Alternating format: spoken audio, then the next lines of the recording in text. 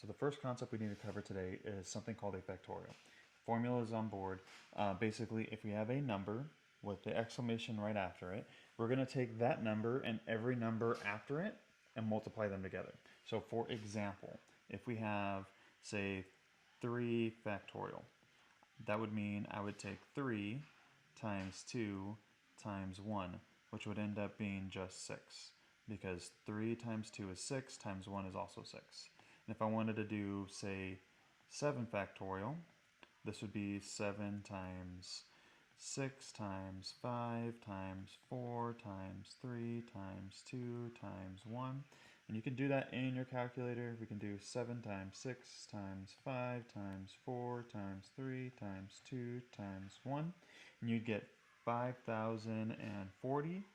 Or again, on your calculator, if you go and do 7 and then hit ABC and hit the exclamation point, it'll do that operation for you. So it's an operation built into Desmos.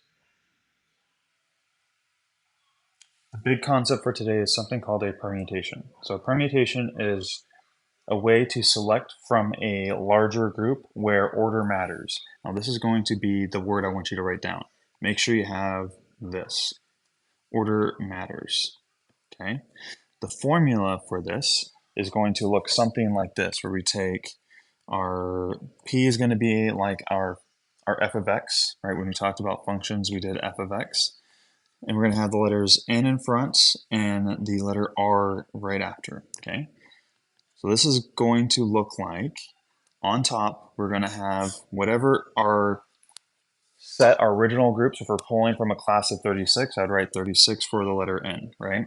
And say I want to pick, if we do a race and we're trying to figure out who comes in first, second, and third, R is going to be 3 because we're only counting 3 places.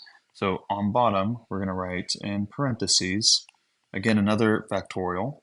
We're going to do N minus R. Okay, there's your formula. Okay.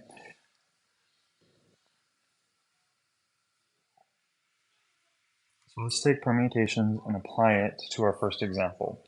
Deepa is organizing textbooks on her bookshelf. She has an English textbook, a math textbook, a physics textbook, and a health textbook.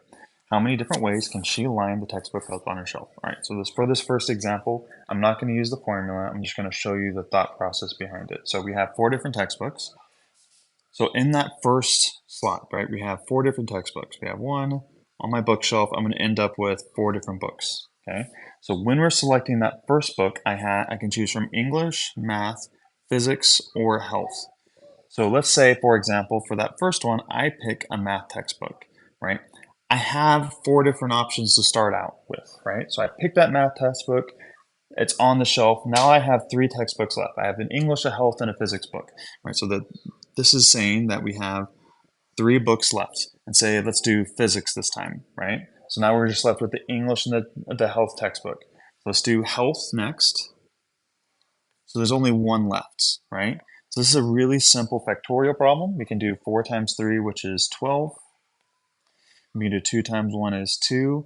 And 12 times 2 is 24, right? That is, we can arrange this in 24 different ways, because I could do my math, my physics, health, and English. Then I can do math, physics, English, then health. And then I can do math, health, physics, English. We can list them all out if we want to, or we could use our fundamental counting principle and factorials to solve this problem. Example 2 is, there are 15 students in a homeroom. How many different ways can they be chosen to be selected president, vice president, treasurer, and secretary? Okay, so we have 4 different spots, right? We have 1, 2, 3, 4, okay? And we're starting with 15 students. This is like saying this is going to be like my N. And my R in this case is going to be 4, because I have 1, 2, 3, 4 different spots we're trying to fill. So for that first one, for president, we have 15 different students that can be president, okay? So we've selected the 1 person, right? Now we only have 14 left. So we're going to have 14 people now can be vice president, and 13 people can be treasurer, and 12 people can be secretary. You can do this way, right? I want you to start getting comfortable with the idea, and we get 15 times 14 times 13 times 12, right? And we would get 32,760. That's one way we can do this. Or we can start using our formula, right?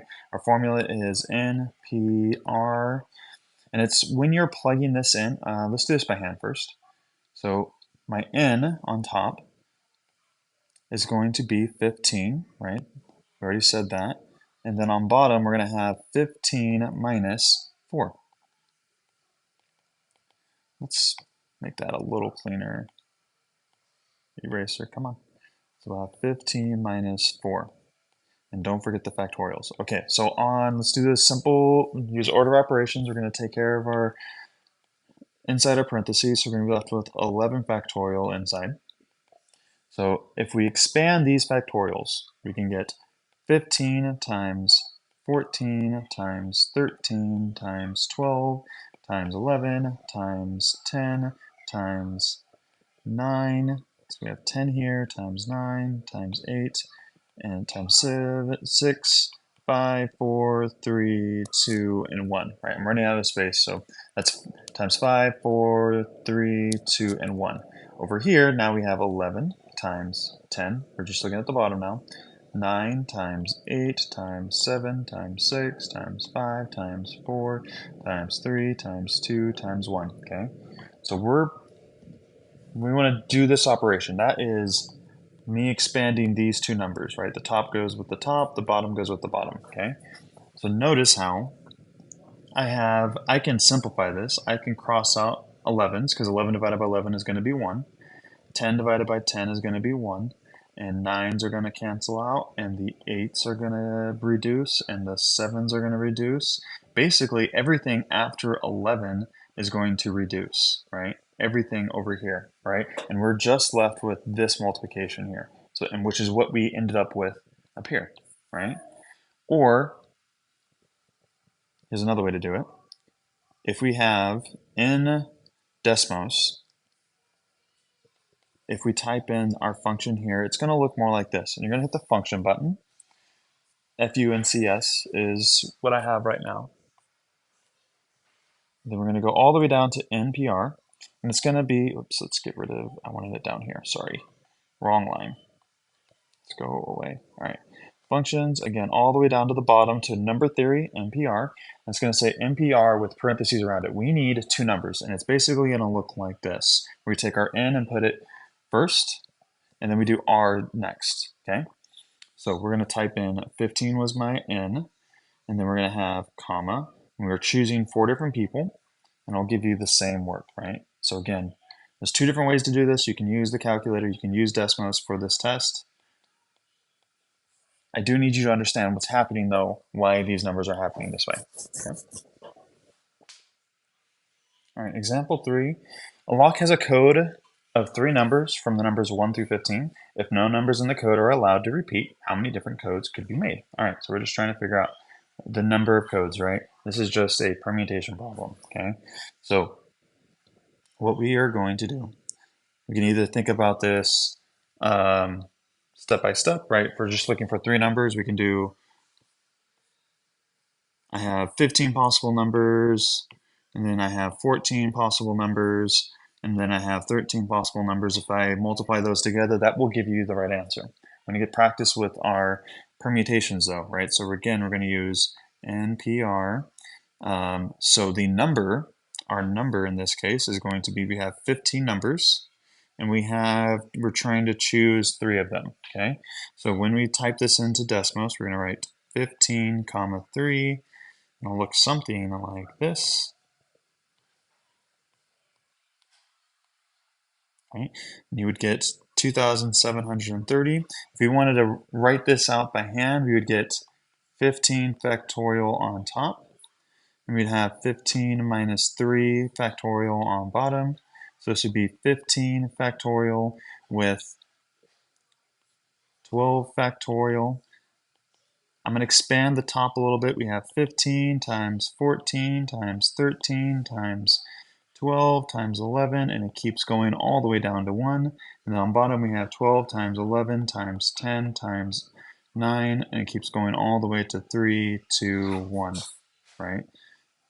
So let me redo this really quick. So this would be 3 times 2 times 1, right? Remember, when we say factorial, we can simplify everything to the right of that 12, so we're only left with this, right? Either way, this all works, okay? So you end up with 2,730 combinations, different combinations without repeating, okay? So our last example, let's do example 4 right here. So in a running competition, this is going to be the last set of questions you see in Delta Math, right? So we've done permutations multiple times now. Now you're going to have to do it more than one permutation, right? So at a running competition, a bronze, silver, and gold medal must be given to the top 3 girls and top 3 boys, okay? So we're going to have 2 different categories here. We're going to have our girls category and our boys category, okay? So when we're talking about top 3 for the girls, so this is going to be our R for the girls. We're going to have 3, and top 3 for the boys is going to also, this is also going to be our R, right? When we're talking about our N, though, we're going to have 13 girls competing and 6 boys competing, okay? So essentially what's going to happen here is we're going to have two different permutations, right? We're going to have, one is going to have, we have our 13 girls for the letter N, and R is going to be 3. And then we're going to multiply that by, again, we have only 6 boys competing for the 3 spots, okay? So if you want to, we can do, let's do this one step at a time. So if I do NPR, we can do 13, comma 3. So we'd have, from the girls, they're going to be 1,716 different ways to make that combination to get 3 spots from 13 girls. Or we can do, again, and then, sorry, for the boys, it's going to be 6 comma 3, 120.